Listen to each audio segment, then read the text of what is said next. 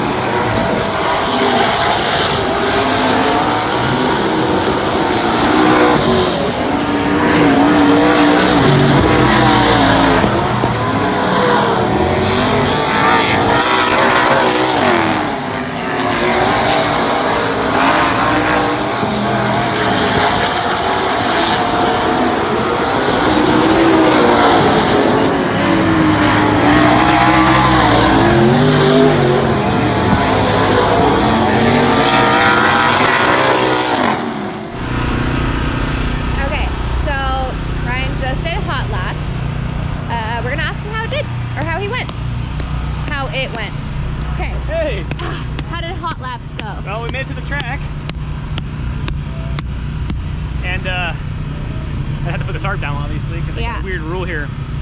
But we just went out for hot laps, and I made an adjustment to kind of free up the car, because last time we were here, it was really good, but I just wanted to be a little bit freer. So I made an adjustment on the right rear, and now I might have gone too far. It seems a little bit too loose. So, I don't know. We're going to qualify and see how that goes. I've never done qualifying before, so wish me luck. And then you were watching. What did it look like while he was doing hot laps? Yeah, he was definitely loose, but so was everyone else. There was not a car out there on the track making traction. Yeah, I noticed that. The track's wet right now, really wet.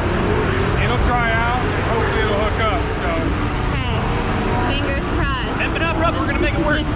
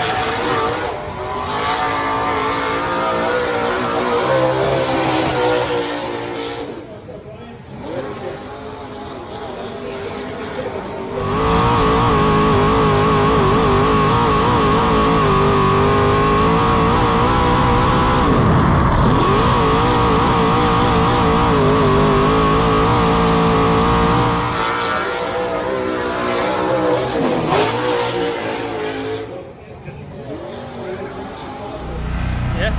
Say sandwich. Oh, it looks Big good. as. Oh, I can't say. You know better than that. That's getting bleeped out. Everybody's gonna know you just cussed. You better wash your mouth out right now. Oh my gosh, here's your pickles. Do 10 Hail Marys. Don't look at me. Thank you. You're welcome. I love what you did with your hair. Thank you.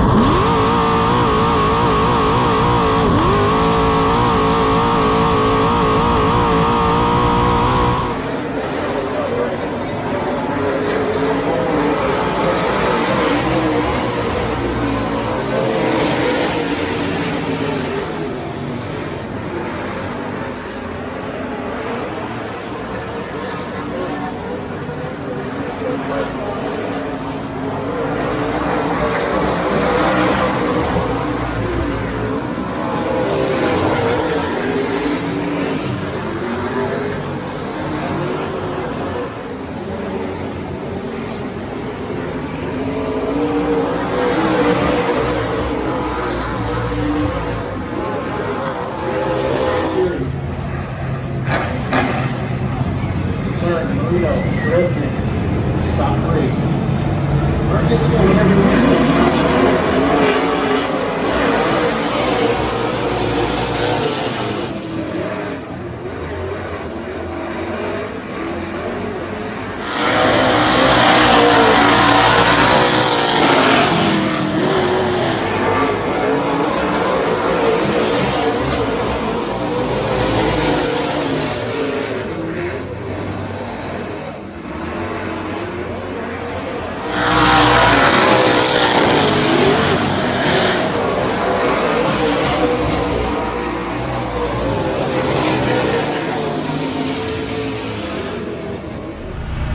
So, haven't really been filming too much, but we've been in a mad rush here. Qualifying, which is something I've never done before, happened real quick after hot laps, and didn't do too great. I think I qualified 7th out of 21 cars. We put a couple changes on the right rear, and I don't know if that upset the car, but the car is a little bit too loose and it doesn't have a lot of forward bite, so we're not getting much drive off the corners. Heat race came up, started 3rd, and that's exactly where I finished, right? 3rd. Yeah, started 3rd, finished 3rd. Still a little bit off. I'm still like 7/10 off the leader, so I got a lot to make up here. But I think maybe part of it is I'm just not driving the car right. I don't know. I think I'm throwing it in a little too early, but we'll see how it is in the main. I'm not going to make any changes. I think this is where it needs to be for the main, so we're going to give that a shot. Wish us luck. Livia's doing the soap on the visor. So annoying. Why? It's not working. All right, thanks. I see you over here trying it on. Oh. You fogging it up still? Yeah, this soap is a different soap. It's not the liquid soap? It is, but it's like, it doesn't do it. Well, you'll figure it out. I have faith in you. You guys have faith too, and me and her.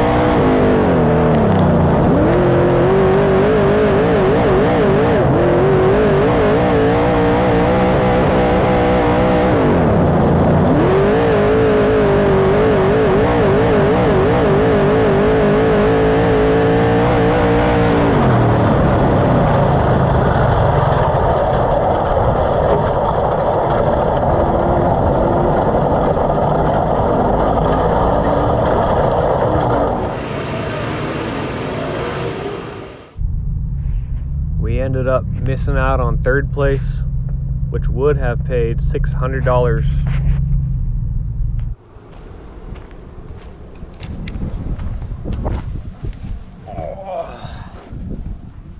Okay, well, that totally sucked. As you can see, there's some windows in the oil pan here, right there, and a bunch of dings all the way around it. And then you look right there, nice big old crack in the block. So, long story short, blew it up real good. And yeah, that thing blew up, and I'm sure there ain't nothing salvageable in it. Cross my fingers, maybe the heads are okay, but was running third, as you guys saw. I started finally figuring out the lines to run, and I think it was 5 to go. I blew it up, but I made a boathead move on the driver's part. So what happened was this thing started dropping out oil pressure. Now, I'd go into the corners and everything would be fine. As soon as I get in the corner, hit the brake, this guy would drop all the way to 0. And then as soon as the car would set, I'm talking like less than a second, it'd pop right back up and this red light would turn on. And I saw that, and guys, we've had 6 races this year, 7 with this last race being, you know, today, or yesterday actually. And we've had 3 DNFs and 3 finishes. And so my goal for this race was to finish the dang race, and that was my main goal. So I saw the light come on, and I looked up on the backstretch coming down and saw the scoreboard and said 24. So there's 24 laps completed out of 30, and I said, oh man, what a tough choice. And if you guys know, if you have ever been in a race car before, you got the adrenaline pumping, you don't really have much time to make good decisions. And so I could have pulled off, which I should have done. I regret it now. Or I could have stayed on the track and tried to finish out third, which I'm positive I could have done. This thing was really working pretty good. I'm not sure if I had a top 2 car, but I think if I would have had a little more time to figure out the right lines and how to drive the car a little better, I just would get better and better each lap, and maybe we had a top 2 car. I don't know. But anyways, we won't know because we didn't finish, and it's totally my fault. So I think what happened was, let me show you guys something real quick.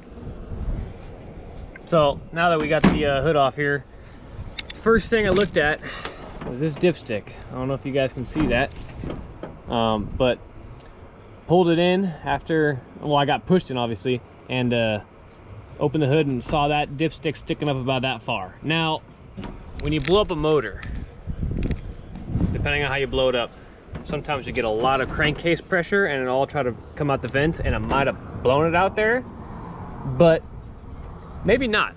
Maybe that thing popped out, maybe it wasn't pushed in all the way, I'm not sure. And maybe I was losing oil that way.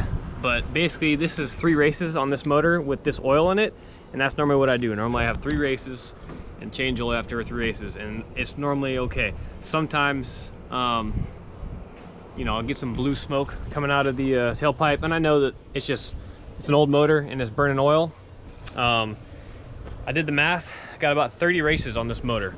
So this motor has been in this car since 2018, so it's got quite a bit of seasons on it.